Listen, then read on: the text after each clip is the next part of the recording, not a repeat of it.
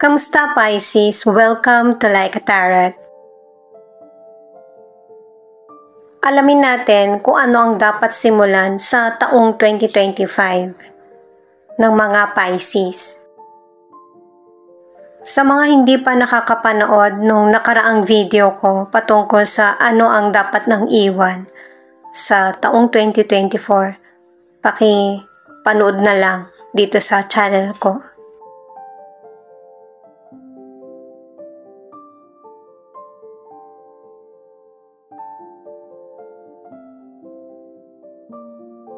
Merong mga Pisces na ito yung nararamdaman, yung takot. Kailangan alam mo yung katotohanan sa kinatatakutan mo, patungkol man ito sa paniniwala, sa tao, sa feeling, o kaya sa abandonment. Ito yung dapat mong simulan at saka dapat manaig kesa sa takot. Yung power na meron ka. Kasi iisa lang naman ang lumikha sa atin eh. Lahat tayo may kanya-kanyang kaalaman at saka kakayahan. Huwag paapi sa alam mong tama.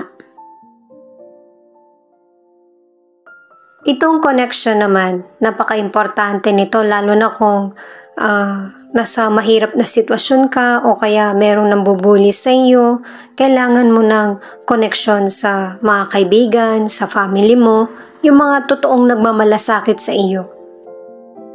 Importante na malaman mo na hindi ka nag-iisa at saka yung pinagdaanan mo ay napagdaanan na din ng iba, pero sinikap na mapagtagumpayan. Kahit na may pag-aalinlangan or takot na harapin ito ay nagtagumpay pa din. Alamin pa natin yung ibang detalye gamit naman ng tarot cards sa kung ano ang dapat simulan sa taong 2025.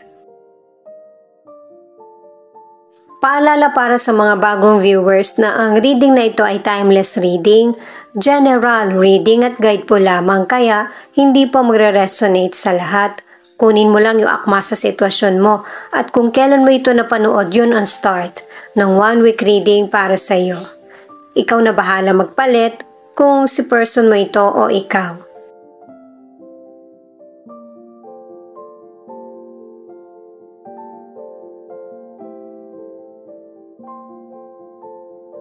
The Hermit, Ace of Cups at the Tower. Ito yung time na iniisip mo kung ano yung mga magandang nangyari sa buhay mo at saka yung mga hindi rin umaayon sa iyo. May mga mensahe na ipinapahiwatig sa iyo yung spirit guide mo na hindi ka aware, pero mangyayari pa rin yung mga nakatadhana na makakapagpasaya sa iyo. Ang maninibago ka lang dun sa changes na mangyayari sa buhay mo, na maging good man ito or bad na darating ay mas maigi na tanggapin mo. Ano to kasi guys wake up call na sa'yo para sa malaking changes na mas makakabuti sa sitwasyon mo at saka sa buhay mo. Mahirap yung sinasabi ng mga cards kasi kung tataliwas ka naman, mas magiging mahirap yung darating sa iyo. Kaya kung anong dumarating, ipagdasal mo na makayanan mo. Sa career or negosyo, kung may mga hadlang o kaya challenges na dumarating sa iyo, kailangan mo ng person na mag-a-advise sa iyo or mentor. At anumang distraction ang dumating sa career o negosyo mo ay matutuwa ka pa kasi may magandang ibig sabihin kung bakit may mga nai-experience ka. Ang katumbas kasi nito ay oportunidad at pagbabago. Sa mga single, nagbago yung pananaw mo sa love dahil na rin sa past experience mo. Pero yung potential person makulit, gusto niya talaga na makarelasyon ka at merong pagbabago na mangyayari sa iyo about love. dahil dun sa potential person. Para sa ilan na nasa relationship, 3 cards na yung nagsasabi na iwasan na magkaroon ng maling akala. Mahal ka nung person mo. Hindi porket hindi ka niya napansin ay ayaw na niya. Iwasan din yung selos. 6 of Swords, 8 of Swords, at the Wheel of Fortune in reverse. Ito yung isa sa dapat mo nang simulan sa taong 2025. Kasi dito sa naunang cards, pinapakita na nalulungkot ka kasi nagpapabalik-balik ka sa malungkot na nakaraan na ang dapat mo nang i-focus ay mag-move on. Ito yung nagpapalungkot sa'yo at saka bumabagal yung daloy ng buhay mo. Kasi itong the Wheel of Fortune naka-reverse siya, di ba? Kasi sa ibang direksyon yung tinatahak mo. Kaya marami kang mamimiss na oportunidad kapag ka hindi mo binago yung mindset mo. Kung positive na ang nasa isip mo, ito yung ipagpatuloy mo para hindi ito mangyari yung mga nasa cards na hindi magkaroon ng delay or hadlang sa mga plano mo para sa present at future. Para sa financial, importante na magplano ka na ngayon para sa future mo. May mga Pisces kasi na nag-iisip na tingin mo marami kang problema sa financial. Yung mga paniniwala mo patungkol sa sarili at saka sa financial ay baguhin mo para magbago din yung financial situation mo. Magtiwala ka sa abilidad mo at saka diskarte na ma-achieve mo yung financial goals mo. At saka suggestion din ng mga cards na magkaroon ka na ng emergency fund. Yung meron kang financial para sa emergency. Para sa ilang single, pinapayuhan ka ng mga cards na kung ano na yung nangyari sa past, nananatili na dapat yun sa past. Pagkakamali man ito o kaya patungkol sa past person mo. Kasi yung past person mo, takot siya sa confrontation. Hindi siya ready para sa seryosong relasyon. Kung sakali man bumalik yung past person mo, yung weakness mo ang gagamitin niya para bumalik ka sa kanya. Pero ganun pa rin yung magiging situation nyo.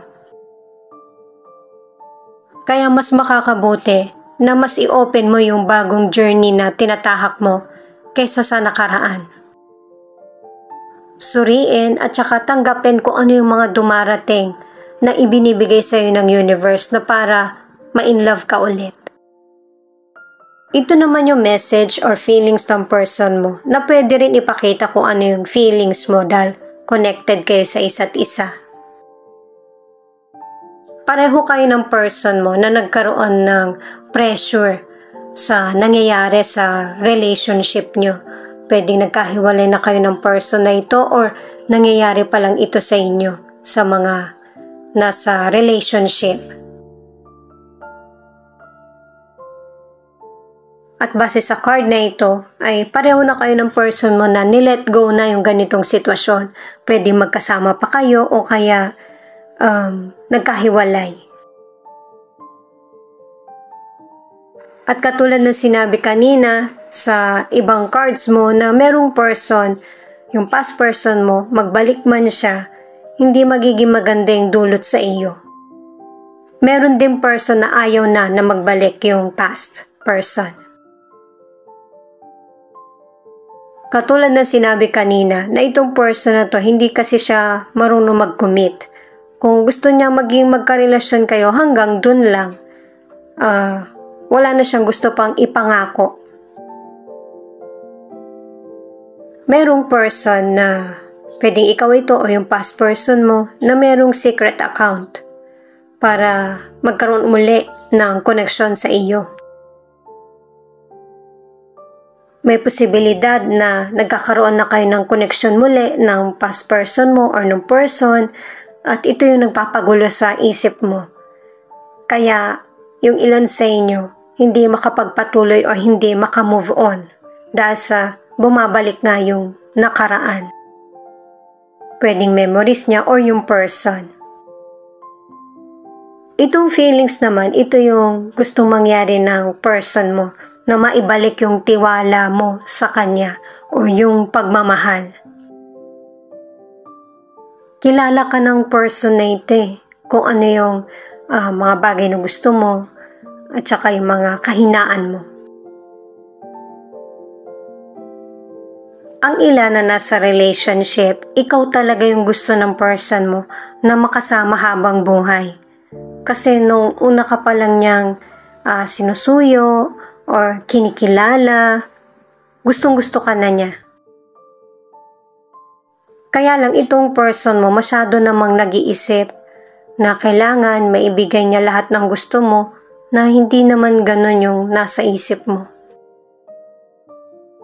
At saka, base sa mga cards, ang nagiging problema niyo ng person mo yung behavior niya. Yung pagiging seloso, o kaya yung sobrang mag-isip, o kaya maraming hinala. The Temperance, 9 of Wands, at Ace of Wands. Itong mga cards na ito ang nagsasabi na ito na yung time ng pahinga mo sa lahat ng paghihirap na dinanas mo. May mga hindi natapos na pagtatalo o kaya nagpapatuloy pa rin pero matatapos na ito. Mas inuuna mo na yung responsibilidad mo sa sarili. Magkakaroon muli ng transformation or changes na para makapagsimula ka muli. Sa kalusugan naman, pinapaalalahanan ka ng mga cards na bigyan mo ng pansin kung ano yung mga nasusobrahan ka sa pagkain, sa naiinom, o kaya overwork. Yun kasi yung isa sa nagiging dahilan para magkaroon ka ng health issues. Isa pa yung sobrang mag-isip or mag-alala. Hindi nakakabuti sa kalusugan. Kaya ito sinasabi para hindi na bumalik yung dating health issue mo or walang mabuhay na malubhang sakit. Maayos yung kalusugan mo kaya ito yung i-maintain mo. At para naman sa ilan ay may posibilidad na maging mommy ka na or daddy dahil sa may ilan na magkakaroon ulit or magkakaroon ng baby. Kung hindi ready, mas maigi na planuhin ito. Para sa ilang single, huwag pa bigla-bigla sa desisyon na makipagrelasyon agad dun sa person. Mas maigi na kilalanin mo muna or alamin yung totoong feelings mo. Seryoso yung person sa iyo, may hirapan kang bumitaw. Itong card na 6 of Wands nagsasabi na meron ka ng tagumpay na makakamit kasi ito yung resulta ng kasipagan mo at saka pasensya na in-apply sa buhay pagkatapos ng mga challenges na dumarating sa iyo. At saka kung halimbawa meron kayong problema ng person mo, mareresolbahan nyo. Merong good news at saka happiness na darating sa buhay mo. Sa mga nasa relationship, ang ilan sa inyo, tingin mo, meron nang nasusobrahan sa person mo. Pwedeng sa pag-uugali niya, sa iniinom o kaya kinakain. At saka may mga nasa relationship na ang ilan sa inyo, alam mo na loyal sa iyo ang person mo. Maiksi man yung pagsasama nyo or matagal na. Kasi base sa card, pinapakita na yung person mo, ikaw yung buhay niya. At saka yung kinang na nakita niya sa iyo or naramdaman niya nung unang pagkikita nyo, hindi nagbabago. Mas lalo pang mag-grow ang relasyon nyo. Ito pa yung ilan sa message ng person mo or feelings mo. Merong mga person, maybe ikaw ito o yung person mo, na trap sa situation na nasa isip mo lang. Meron ka pa rin sarili mong desisyon na dapat mong gawin para matapos na kung ano man yung cycle na nagpapaulit-ulit na lang sa buhay mo at makapagsimula ka muli ng mas positibo at saka bago. Namimiss ka nung person, yung panahon na magkasama kayo, yung pag-aalaga mo sa kanya, pagkikare mo, yun yung nakakamiss na hindi niya nakita sa iba. Itong away at bati nyo ng person mo ang hindi niya gusto na nangyayari sa relasyon nyo. Pero ito yung naging dahilan kaya naging malamig ka sa kanya or inabandona ng person na ito yung relasyon nyo.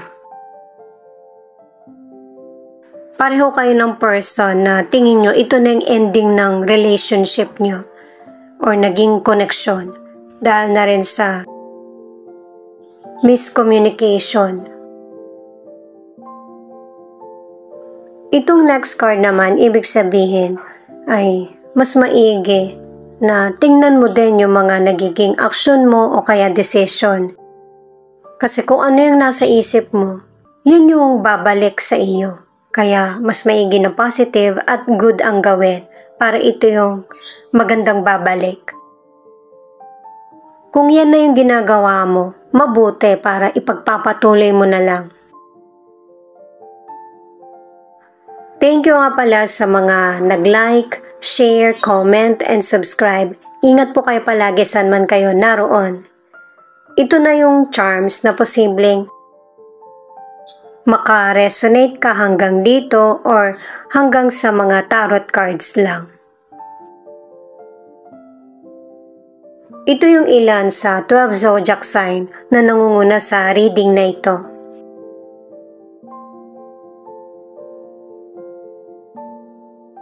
Taurus, Sagittarius, Leo, Gemini, Cancer. Ito naman yung ilan na posibleng andito yung letra ng pangalan ng person mo or letra ng pangalan mo.